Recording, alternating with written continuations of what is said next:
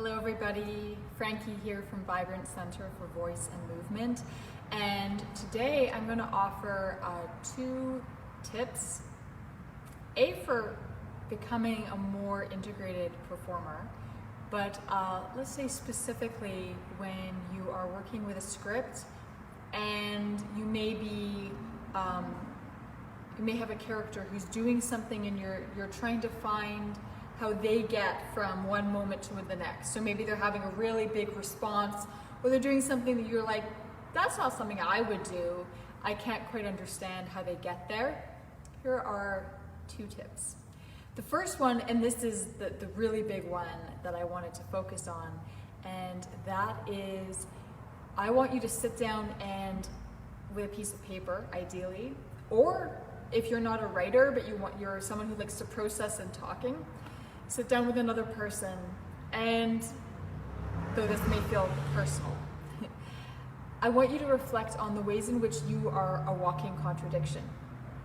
What are the ways in which you say one thing and you do another? Or the ways in which one moment you might be a certain kind of person and the next moment there might be a very different type of response.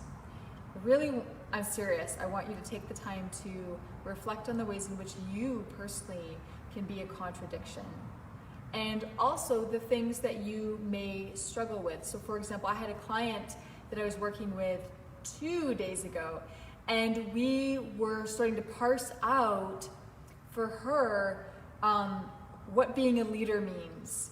And why for her, she's in a leadership, or she has the potential to work into a leadership position with her art, and yet there's something happening that's holding her back. And so I made a few suggestions about why that might be. So similarly, you might notice in yourself that you have a lot more creative ability as a performer, and yet you get really good at missing the ball. I say that, this is a story I've shared before. I was really, really good when I was younger, when we had to play soccer for PE, at running after the ball, but never actually connecting with the ball. And I see a lot of artists doing this in their own practice. So you might have somebody who spends a lot of time practicing their technique through classes, but then an audition rolls around and they really just don't want to. Or they don't have an agent yet, but they're not really gonna go look for some of those jobs where they could build a show reel. There's just something kind of in the way. And we are walking contradictions, whether that's true for you, or whether there's another way in which you are a contradiction. I know for me, something that I struggled with for a long time was wanting to be nice, wanting people to think that I was nice. And I am principled, I have integrity, I have lots of empathy, and I'm a healer. But I realized that what I equated with being nice meant that I was a doormat. It meant that people would take advantage of me, and I was afraid to speak up because I wanted people to like me, and I wanted to be a nice person. And so I hit a point where I was willing to give up the desire to be nice so that I could actually do better work, and so that I could actually have healthy boundaries and express those boundaries. So that was something I really had to sit with, about what nice meant for me and what was I willing to give up, and also how was I willing to reinterpret the word. So similarly, you are a walking contradiction, and your characters are contradictions. And so often actors want something really simple. They look, I'm gonna play this objective, or A to B to C, nice straight line. But the reality is that the most interesting characters are walking contradictions. And can you find the messiness, the contradiction that is in your own character? When they're speaking, are they entirely feeling what they're talking about? Are there times when they're hiding the truth a little bit? Or they're trying to make themselves feel a certain way by saying some things out loud? So looking at the ways in which you're a contradiction, and then bringing that same complexity and space to your characters, allowing them to be contradictions, allowing them to be complex, and honoring that. And so that's the big one that I want you to do this week, is to sit and look at the ways in which you're a walking contradiction, and then look at ways that you can bring that complexity to your characters. Another one is, I was thinking about responses to stress. So at the moment, we tend to talk about 4. There's fight, flight, freeze, and fawn. And there are lots of resources for researching those responses to stress. But in short, fight, you want to beat it up. Flight, you want to run away. Freeze, which is a very primal response to stress. And that's often, if I can't get away from it, I'm going to play dead or fall asleep or give up.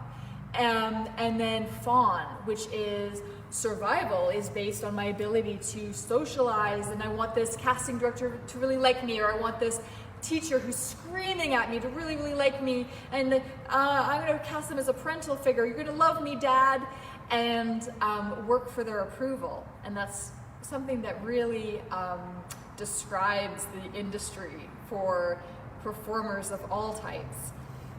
I want you to think about how your character, if they're undergoing a slightly tense or stressful situation, what is their stress response? It might be a little bit different to yours. We're capable of all 4. However, each of us, because of our lives, we tend to perhaps easily go to one, and that's in the past has helped us survive, because congratulations, you're breathing right now. And so our brain has gone, oh, that's really handy. In the future, I'm going to freeze first. I'm not going to try to run away. Or, oh, I've got to beat it up because that worked really well. Or I'm going to make it like me. And so we tend to have patterns of behavior that when a similar stressful situation comes up again, we're going to use the thing that worked last time. So sometimes you might have a script and you go, why does my character do that? One way in is to think about how they might have a slightly different stress pattern response than you do. And in certain contexts, that will help explain where that character is coming from and what they're experiencing in the moment. And so then if you can start to find that inner life in yourself, that will help to make the emotional journey that your character is going on that much more natural and embodied in yourself.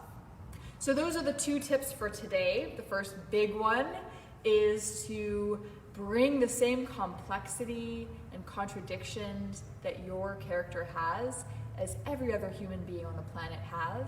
Don't make them too simple.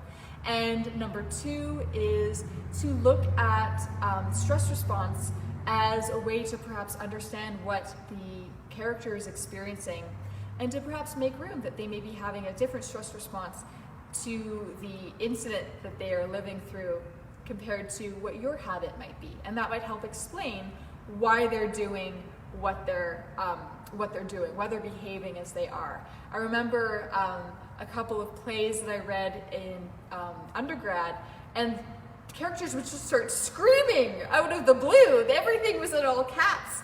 And it was not a place that I naturally went to. These big emotions just because they'd heard a certain word or they were feeling something. And so of course now I can look at what they might be experiencing as a response to stress, and then that starts to make sense when I track it back through the script. So there's your mission this week, should you choose to accept it. In the meantime, take care of yourselves. Take care of each other, and I'll see you all again soon. Goodbye.